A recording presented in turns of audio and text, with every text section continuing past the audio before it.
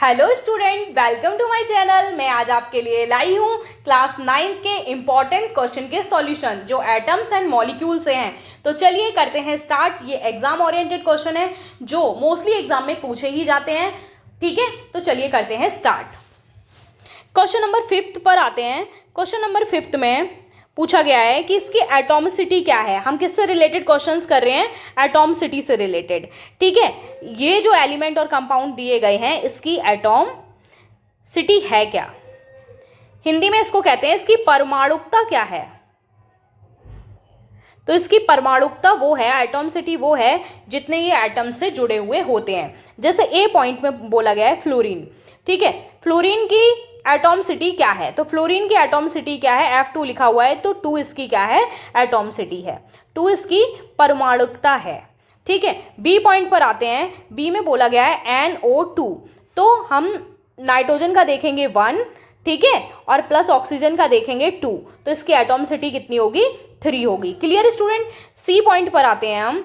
CH4 दे रखा है। Carbon की एटॉमिसिटी, दो अलग अलग एलिमेंट है, ठीक है, तो दो अलग अलग एलिमेंट की एटॉमिसिटी हमें यहाँ लिखनी होगी। कार्बन की 1 है प्लस हाइड्रोजन की 4 है, तो इसकी एटॉमिसिटी क्या होगा? 5 होगा। ठीक है, डी P4 का पूछा गया है, तो P4 में क्या है? 4 ही एटॉमिसिटी है, क्योंकि सिर्फ एक ही एलिमेंट इसमें, एक ही एलिमेंट इसमें क्या है? प्रेजेंट है, तो इसलिए इसकी एटॉमिसिटी क्या होगी? 4। ई पॉइंट पे चलते हैं। H2O2 की एटॉमिसिटी कितनी है? तो हाइड्रोजन की 2 प्लस ऑक्सीजन की क्या है? 2 है, तो हम क्या बोलेंगे? इसकी एटॉमिसिटी क्या है? 4 है।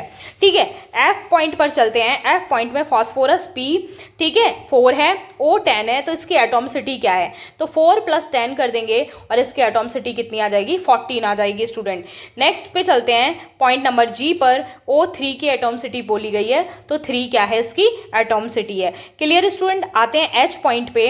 H पॉइंट में बोला गया है HCl की एटॉमिसिटी बताइए। तो हाइड्रोजन की जो एटॉमिसिटी है वो 1 है, प्लस क्लोरीन की एटॉमिसिटी जो है वो 1 है।